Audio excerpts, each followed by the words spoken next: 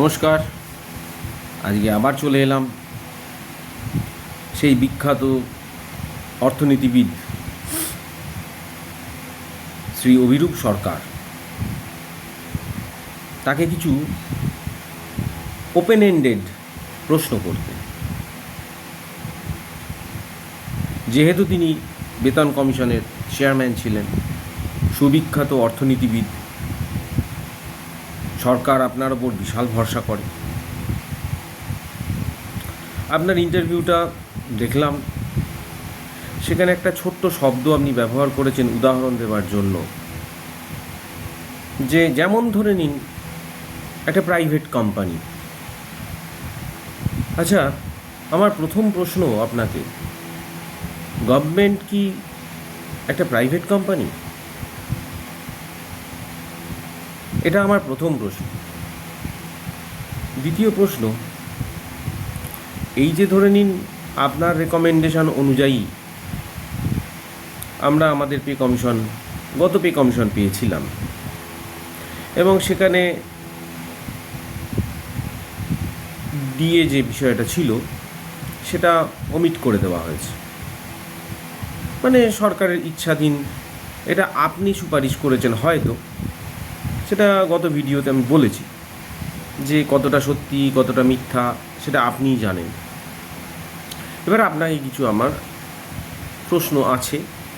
একটা প্রশ্ন আমি করেছি। দ্বিতীয় প্রশ্ন, নিয়মিত যদি বাৎসরিক ডিএ বৃদ্ধি না হয়, তাহলে মানুষের ক্রয় ক্ষমতা হ্রাস হয় না হয় না? প্রকৃত আয় কমে যায় না যায় না? আমার তৃতীয় প্রশ্ন, স্থানীয় বাজারে অর্থনৈতিক মন্দা দেখতে পাওয়া যায় কি যায় না? আমার চতুর্থ প্রশ্ন, রাজ্য সরকারের রাজস্বে ক্ষতি হয় না হয় না? যেমন ধরে নিন এসজিএসটির ওপরে প্রভাব পড়ে না পড়ে না? ভালো বিষয়। আমার পঞ্চম প্রশ্ন, অবসরকালীন ভাতার স্থায়ী ক্ষতি হয় না হয় না? আমার ষষ্ঠ প্রশ্ন, যারা পেনশনার্স রয়েছেন তাদের চরম আর্থিক সংকট আসে না আসে না?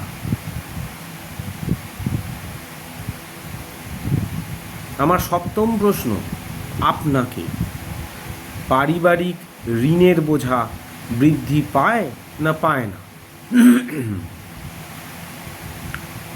এছাড়া এবার যদি কর্মচারীদের কথা ভাবা যায়, তাদের মানসিক অবসাদ আসে না আসে না? এবং এই অবসাদের ফলে বিভিন্ন কর্মচারীরা অবসাদগ্রস্ত হয়ে কোনো অনৈতিক কাজ করেন না করেন না? এটা ছিল আমার নবম প্রশ্ন, নয় অষ্টম প্রশ্ন। আমার নবম প্রশ্ন, যে দীর্ঘমেয়াদে মধ্যবিত্ত এবং নিম্ন মধ্যবিত্ত মানুষের হাতে যদি টাকা না থাকে, তাহলে বাজারের স্বাভাবিক গতি সচল রাখা কি সম্ভব না সম্ভব নয়? আমার প্রশ্নগুলো হয়তো একটু এলোমেলো হতে পারে,